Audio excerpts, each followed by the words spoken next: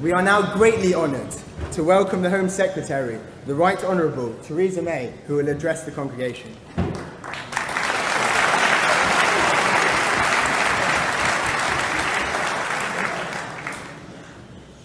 Your Excellency, Chief Rabbi, Rabbi Lawrence, Rabbanin,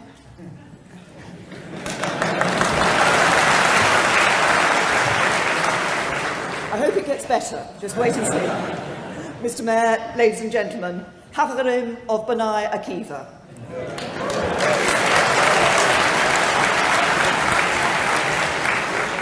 It is an honour to be with you this evening to celebrate Yom Ha'atzmaut, Israel's Independence Day, which of course is preceded by Yom HaZikaron, when we remember the sacrifice of those who fought to achieve and protect that independence.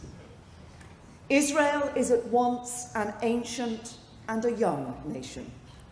The modern state of Israel is the fulfillment of many generations of struggle. But as I'm sure some of the older members of the congregation tonight will agree, 67 is still a very youthful age.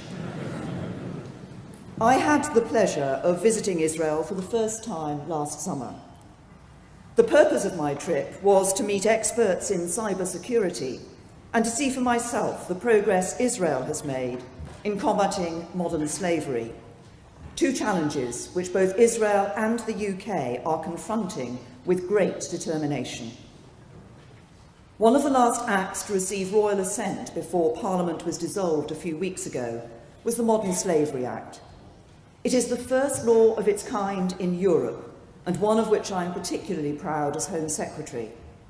And I'm pleased to say that it learnt a great deal from the experiences of Israel, the first country in the world to pass anti-trafficking legislation. During my visit, I had a series of very productive discussions about modern slavery and the protection of children on the internet. I met victims of human trafficking and experts in cybersecurity, and saw the work of some cutting-edge Israeli cyber startups. In those respects, my visit was really very useful, but it was also overshadowed by the terrible news which emerged during my stay about the murder of 3 Israeli teenagers near Halol.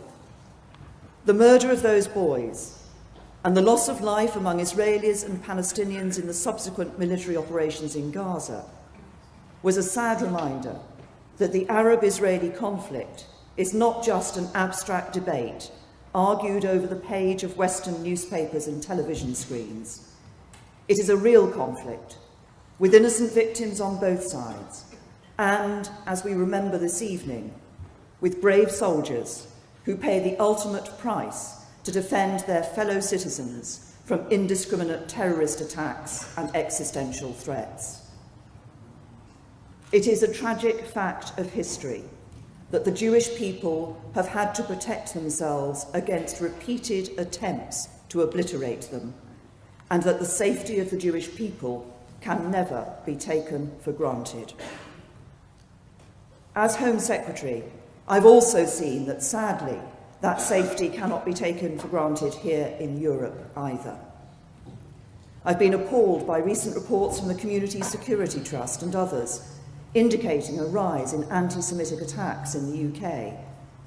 That's why I've worked closely with my colleagues, Theresa Villiers, Mike Freer, Matthew Offord, David Burrows, Lee Scott, and MPs from all parties, to make sure the Home Office is taking all the action necessary to combat anti-Semitic hate crime.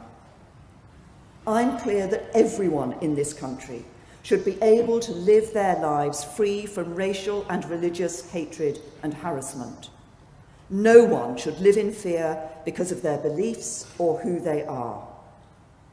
That's why we've provided over £2.3 million of funding to organisations and schools to help prevent hate crime, increase reporting and improve the operational response. As the Prime Minister said recently, if the Jewish community does not feel secure, then our whole national fabric is diminished. That's why in this year's budget, we committed more than £7 million to fund guards for all Jewish private schools and colleges. It's why we've given a further £3 million to protect synagogues and other Jewish community buildings, and £1.5 million to help the Community Security Trust build a state-of-the-art mission control centre to respond rapidly to those who need their help. The CST does a first-class job in providing security for events and institutions that may face the threat of violent disruption. And I know that everyone here is full of gratitude for those volunteers who are outside tonight helping to keep us safe.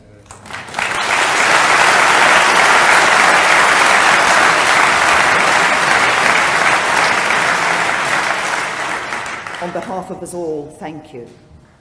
As I saw for myself when I visited them, the CST also patiently collect, collate and disseminate information on bigotry and prejudice. In the past, it was too easy for extremists who wanted to do nothing more than stir up hatred to gain entry to Britain.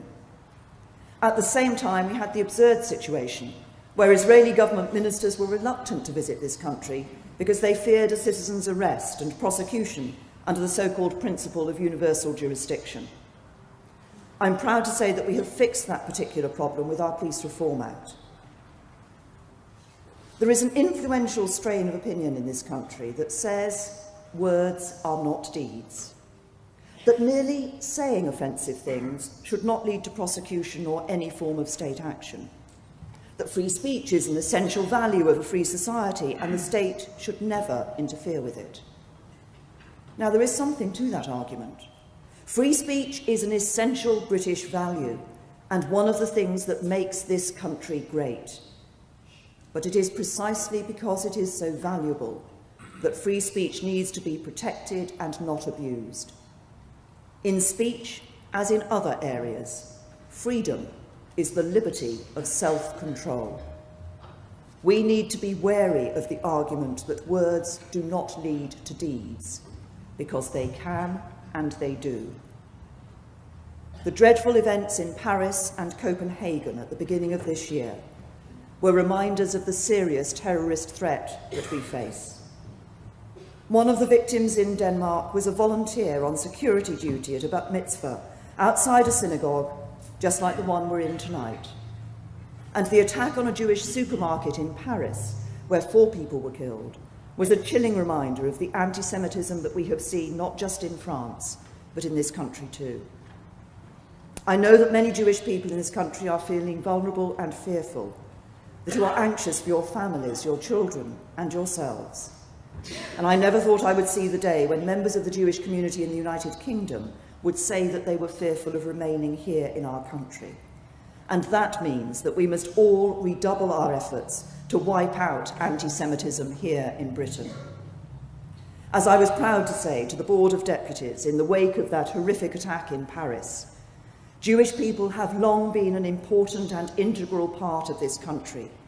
We cherish the enormous contribution you make, not just in the past, but today and every day. And as I said that day, echoing those who proudly proclaimed, "Je suis Charlie, je suis Ahmed, and je suis Juif," without its Jews, Britain would not be Britain. Just as without its Muslims, Britain would not be Britain. Without its Sikhs, Hindus, Christians, and people of other faiths and none, Britain would not be Britain. We are a thriving, liberal, modern country, precisely because of this rich coexistence of people of different faiths, backgrounds, and ethnicities.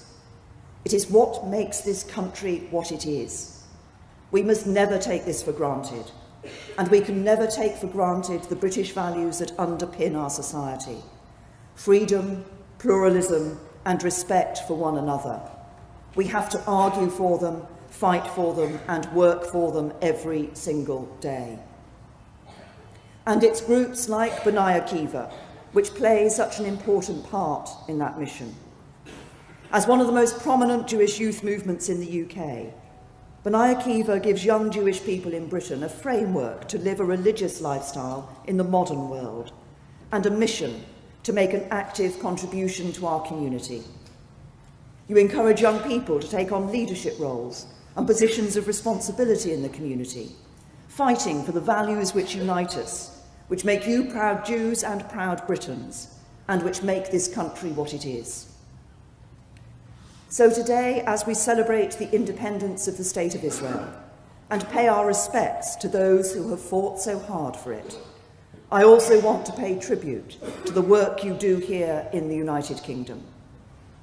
To those of you here tonight who give up your time to help run B'nai Akiva, and to all those young people who volunteer in your communities through its great initiatives, thank you for everything that you do. You help to make this country what it is, and we are all grateful for your hard work and devotion.